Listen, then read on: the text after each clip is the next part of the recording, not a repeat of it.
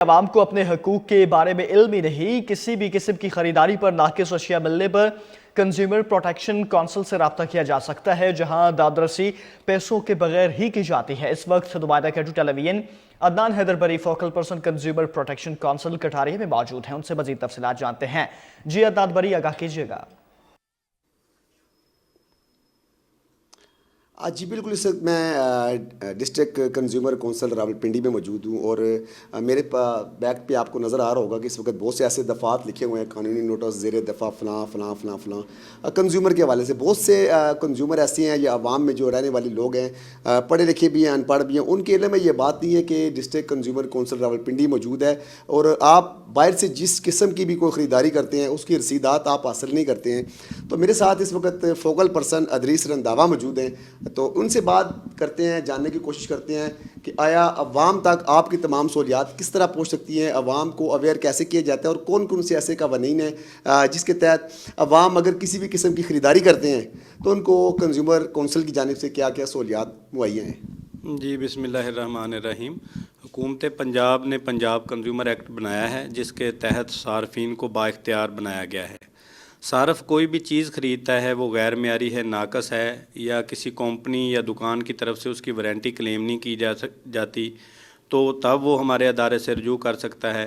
اس کے علاوہ آپ کسی بھی بلڈر سے یا کسی کنسٹرکشن کمپنی سے یا کسی ٹھیکیدار سے گھر تعمیر کرواتے ہیں، یا ٹھیکیداری کی کوئی دیگر سروسز لیتے ہیں، یا آپ کسی مکینک سے گاڑی وغیرہ مرمت کرواتے ہیں تو وہ ٹھیک کر کے نہیں دیتا، آپ تب بھی کنزیومر کونسل سے رابطہ کر سکتے ہیں۔ اس کے علاوہ آپ کو کوئی غیر معیاری خدمات دیتا ہے، یعنی جس طرح کوئی وکیل کی خدمات یا ڈاکٹر کی خدمات، تو تب بھی آپ کنزیومر کونسل سے رابطہ کر سکتے ہیں۔ ہم لوگوں میں شعور اور آگاہی پیدا کرنے کے لیے اپنے علاقے کے جو سکولز ہیں، کالجز، وہاں جاتے ہیں، بار کونسل میں جاتے ہیں، اور الحمدللہ اس کا بڑا فرق پڑ رہا ہے۔ صارفین ہمارے پاس شکایات روزانہ کی بنیاد پر لے کے آ رہے ہیں۔ گلی محلے میں بہت سے ایسے جو دکاندار ہیں جس طرح آٹا دال چینی مہنگی بیچتے ہیں، اور اس طرح کے لوگوں کی رسائی آپ تک ممکن ہے؟ جی آن لائن بھی ہمارے ادارے سے رجوع کیا جا سکتا ہے،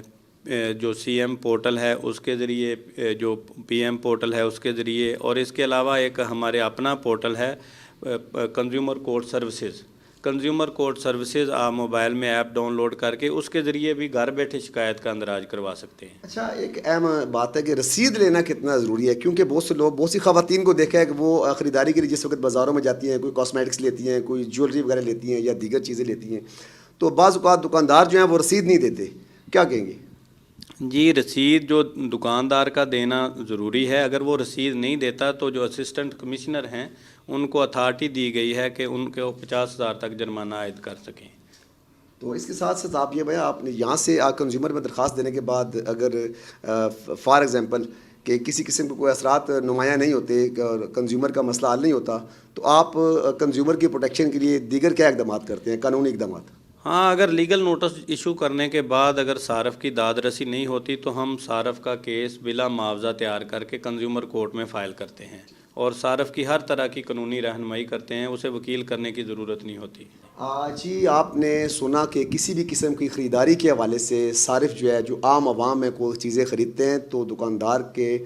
فرائض میں یہ بات شامل ہے کہ وہ آپ کو رسید دے۔ اگر وہ رسید نہیں دیتا تب بھی آپ اسسٹنٹ کمشنر جو ہے وہ اس کی عدالت سے آپ رجوع کر سکتے ہیں، صارف کونسل کے ساتھ آپ رجوع کر سکتے ہیں۔ اور اس کے ساتھ ساتھ عوام کو یہ بھی شعور ہونا چاہیے کہ کوئی بھی کسی بھی قسم کی اگر آپ چیز پیسے دے کے خریدتے ہیں یا پیسے دے کے آپ کوئی چیز پرچیز کرتے ہیں، دکاندار آپ کو رسید نہیں دیتا، تو اس حوالے سے آپ کو رسید لینا بھی ضروری ہے، آپ ڈیمانڈ کریں۔ اور ساتھ ساتھ سب سے اہم بات یہ کہ صارف کونسل آپ کی خدمت کے لیے موجود ہے۔ جی